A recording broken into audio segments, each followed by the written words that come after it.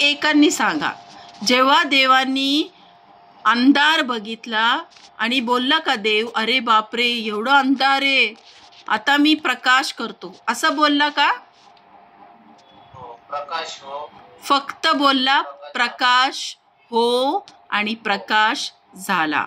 म्हणजे देव आपल्याला काय शिकवतोय की तुम्ही जे बघतात तुमच्या जीवनामध्ये जे काही दिसत आहे त्याला बघून तुम्ही बोलू नका की अरे असं काय झालं. म्हणजे तुम्ही पहिला बीज काय टाकताय ते तुम्ही फळ बघणार. देवाला जे पाहिजे होतं देव ते बोलला आणि देव पाहिला प्रकाश चांगला आहे.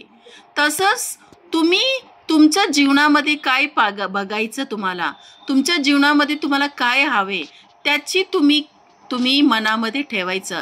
म्हणजे मी तुम्हाला पहिलंच सांगितली, आशा नसल तर विश्वास काम करणार नाही. तुमची आशा देवावर पूर्णपणे तुम्ही एक साच्यासारखं, म्हणजे तुमचं साचा तसंच तुमचा विश्वास येणार.